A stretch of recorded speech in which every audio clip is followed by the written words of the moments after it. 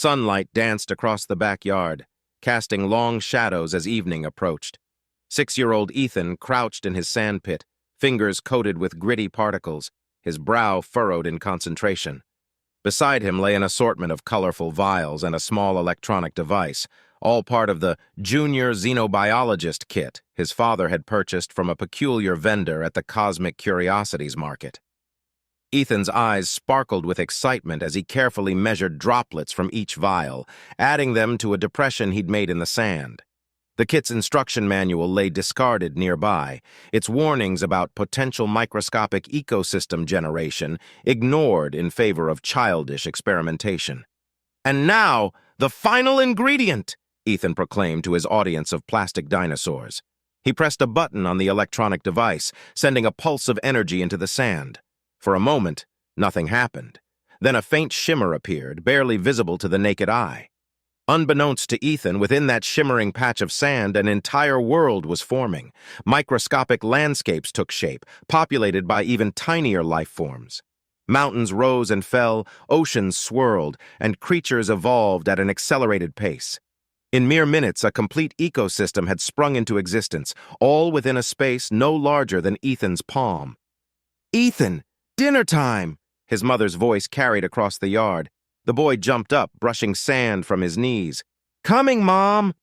He cast one last glance at his creation, noting with disappointment that nothing seemed to have changed. With a shrug, he headed inside, leaving behind a universe teeming with life. Hours later, after Ethan had been tucked into bed, his father, Dr. Marcus Chen, stepped into the backyard. A frown creased his face as he approached the sandpit, the beam of his flashlight sweeping across the ground.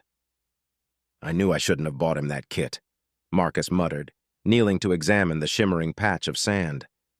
He produced a scanner from his pocket, running it over the area. The device beeped urgently, confirming his fears.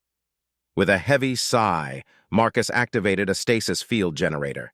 A translucent bubble formed around the affected sand, lifting it from the pit.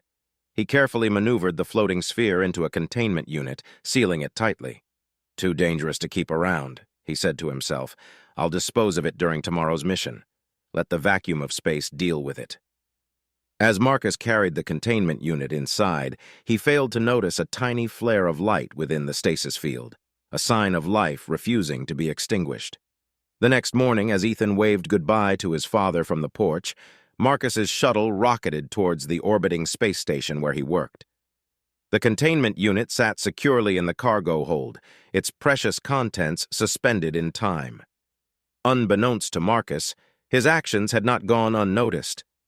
Aboard the shuttle, hidden within the air recycling system, a group of microorganisms watched with growing interest. These were no ordinary bacteria, but the Xyloxians, a highly advanced race of intelligent beings who had evolved to exist at a microscopic scale. Xylox Prime, the leader of the expedition, gathered his team.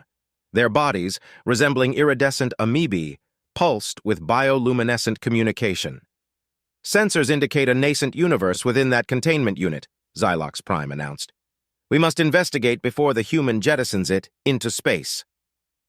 The Xyloxians had been observing humanity for centuries, fascinated by their potential for both creation and destruction. This accidental genesis presented an unprecedented opportunity for study. As the shuttle docked with the space station, the Xyloxians made their move. They navigated through the station's ventilation system, following Marcus as he made his way to the airlock. Time was running short. Inside the containment unit, the microscopic world continued to evolve, unaware of its impending doom. Civilizations rose and fell in the blink of an eye, each generation adapting to the harsh conditions of their sand-grain planets. Marcus stood before the airlock, containment unit in hand. He hesitated, a flicker of scientific curiosity warring with his parental instincts. He pondered to himself, could there be more to this micro-world that I am missing? What if I am throwing around the next biggest discovery? His thoughts were a tangled mess. As Marcus's finger hovered over the airlock controls, a brilliant flash of light caught his eye. It emanated from within the containment unit, lasting only a fraction of a second. His scientific curiosity, dormant moments ago, now surged to the forefront of his mind. "What in the world?" he muttered, bringing the unit closer to his face for inspection. Meanwhile, the Xyloxians had reached their target.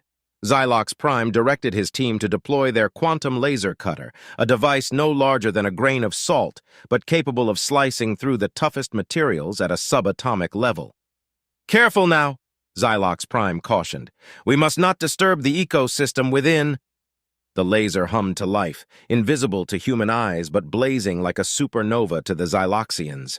It carved a microscopic entrance into the containment unit, just large enough for the team to slip through. As the last Xyloxian entered, disaster struck. The quantum fluctuations from their entry caused a localized collapse of the stasis field. In an instant, the field snapped back into place, sealing the Xyloxians inside with the fledgling universe they had come to study. Marcus, oblivious to the drama unfolding at a microscopic level, had made his decision. His thumb moved away from the airlock controls and he clutched the containment unit to his chest. "I can't just throw this away," he said to himself. "Whatever's in here, it needs to be studied." With newfound determination, Marcus strode towards the station's main laboratory. His colleagues looked up in surprise as he burst through the doors, a wild gleam in his eyes. "Dr. Chen, I thought you were disposing of some hazardous material," Dr. Yumi Tanaka said, raising an eyebrow. Marcus placed the containment unit on an examination table. "Change of plans, Yumi. I need the quantum microscope. Now!" As the team gathered around, Marcus carefully deactivated the stasis field. He placed a small sample onto a slide and slid it under the microscope's lens. The room fell silent as the image resolved on the main screen. Gasps of astonishment filled the lab. On the screen, they saw not just the expected microorganisms, but tiny civilizations. Miniature cities dotted landscapes no larger than grains of sand. And there, moving among them, were beings that were clearly not native to this microscopic realm. Marcus explaining to his colleges that his son had accidentally created this micro-world with a weird old science kit from a market back on Earth, which left the team scratching their heads. Marcus needed to track down the people from that market stall for answers and also show his son the magical world he had made in a simple sand pit. "Are those aliens?" Dr. Tanaka whispered, her voice filled with awe. Marcus zoomed in further, revealing the iridescent forms of the Xyloxians. They appeared to be in distress, their bioluminescent pulses frantic as they tried to navigate this new environment. "My God," Marcus breathed. "We've discovered 2 new forms of life in one day." Inside the containment unit, Xylox Prime gathered his team. Their situation was dire. The world around them was evolving at an alarming rate, with predators adapting to their presence with each passing minute. "We have no choice," Xylox Prime announced. "This is our new home now. We must adapt or perish." The Xyloxians, beings of incredible intelligence and adaptability, set to work. They began to study the rapidly changing ecosystem around them, looking for ways to integrate and survive.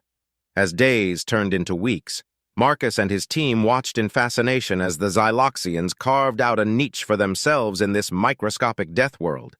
They witnessed epic battles between Xyloxian-built micro-machines and evolved predators, also forging alliances with the local inhabitants only at a tribal level of existence, after a recent reset of the previous civilizations from natural disasters and a bit of human interference, which now had to be carefully monitored for any future mishaps.